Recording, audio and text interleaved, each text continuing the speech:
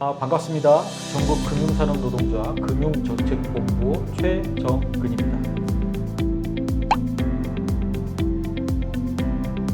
안녕하십니까. 전국금융산업노동조합 정금법 대응실무팀의 김천순 수석입니다. 반갑습니다. 어떻게 잘 지내셨어요? 예.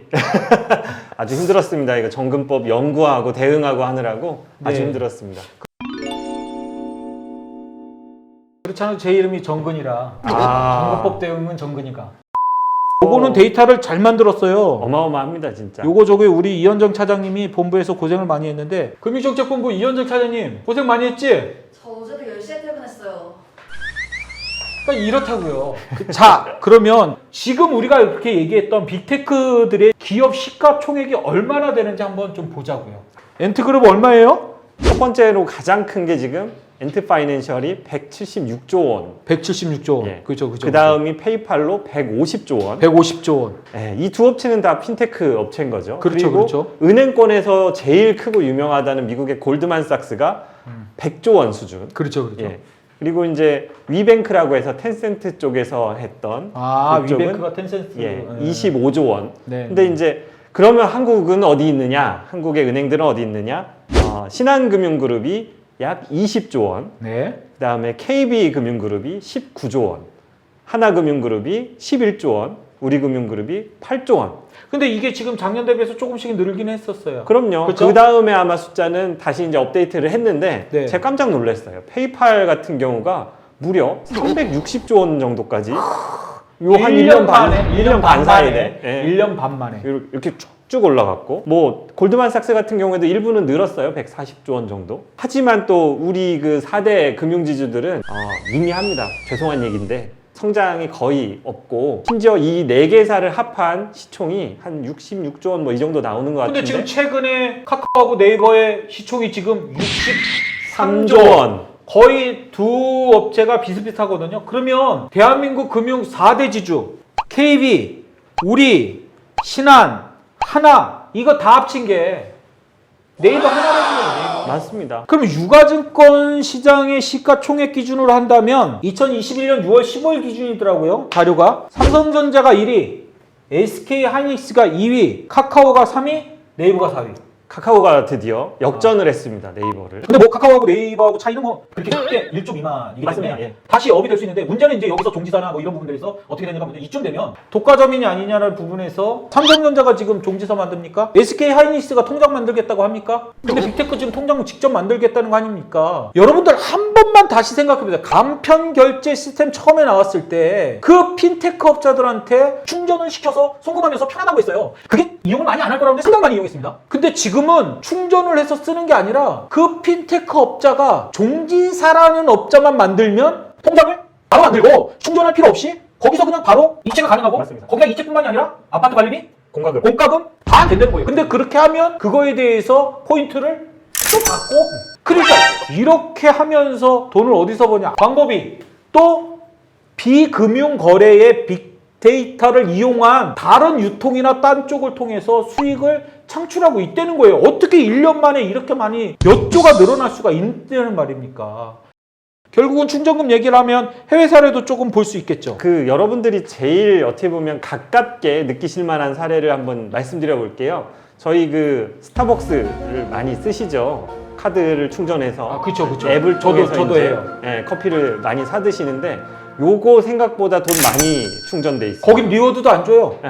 거기는 뭐 생일날 커피 한 잔 정도 주는 톨 사이즈로. 정도로 이제 주고 있는데, 우리나라 기준으로 봤을 때 스타벅스가 한 1,800억 원 정도를 예치를 하고 있습니다.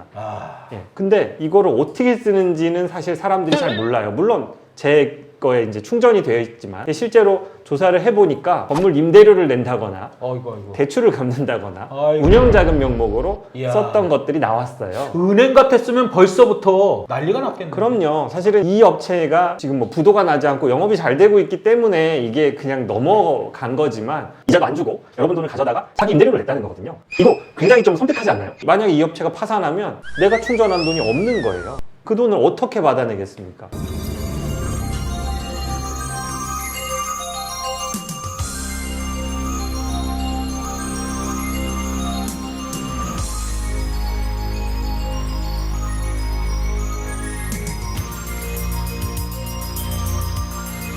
사실은 그 부분에 대해서 정금법의 개정안에는 청산 절차나 이런 부분, 신용정보 관리라든지 이런 것도 좀 상당히 미흡해서 네. 세 번의 토론회에서 뭐 참여연대의 김보람이 변호사님이라든지 이런 분들이 계속 문제점을 제시하고 있는데 하나도 고쳐지지 않고 있는 부분도 있죠. 그 금융위에서는 물론 이런 부분을 보완하겠다는 의도로 여러 가지 장치를 마련한다고는 했지만 그것들이 이제 구멍도 사실 있고 그 돈을 받아오는 과정이 굉장히 힘든 거죠. 그 과정이 뭐 몇 푼 안 되니까 나는 그냥 이거 안 받아도 돼 뭐 이런 사람들이 많아진다고 하면 업체 입장에서 보면 매우 땡큐인 거죠.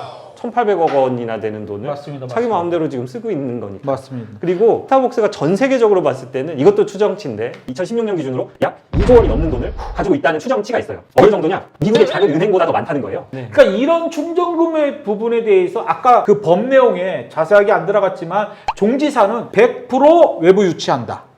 그러니까 종지사 외에 다른 이체업들은 50%만 외부 유치한다. 법이 내용이 그렇습니다. 그럼 50%는 지네들 마음대로 어떻게 하든 지금 내용이 안 나와 있는데.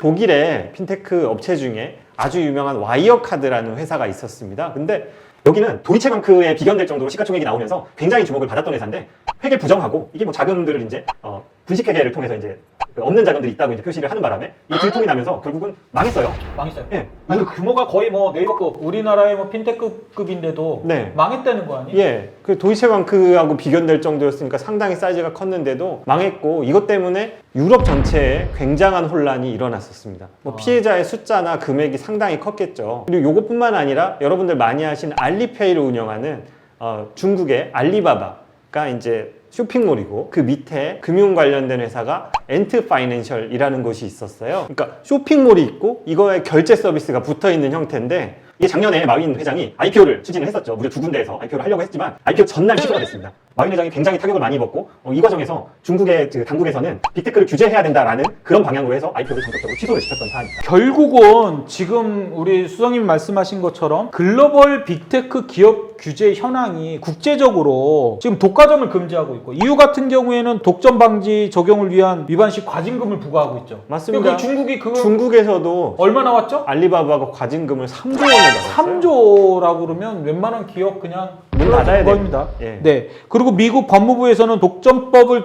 조사반이 지금 구성돼서 조사하고 있고. 예. 그리고 아까 지금 말씀드렸지만 그 뭐예요? 그 독일의 그 어려운 카드사? 와이어카드. 와이어카드사. 그게 이제 국제결제은행 BIS에서 빅테크에서 은행 업무 수행할 때 은행에 적용되는 규제와 동일하게 적용하라 이거 아닙니까? 맞습니다. 동일 업무에 대해서는 동일 규제. 규제를 하라는 거. 네. 그건 당연한 건데도 우리나라는 이런 금융안전위원회에서 FSB에서 빅테크에 대한 규제 적용이 필요하다, 필요하지 않다? 필요하다. 지금 미국 바이든 행정부의 그 고위 관료들이 임명되는 모습을 보면 굉장히 이 반독점에 대한 규제가 타이트하게 들어가는 모습을 볼 수 있고요. 그 사람 중에 이렇게 찾아보시면 팀 우라는 교수가 나오고 리나 칸이라는 교수 이름이 나오는데 이 두 명이 콜롬비아대 쪽에서 반독점 관련해서 굉장히 중요한 역할을 했던 사람들이고 실제 이 두 사람이 다 백악관 안에 중요한 자리에 가 있습니다. 우리 전국법 대응팀 전문 수석위원입니다.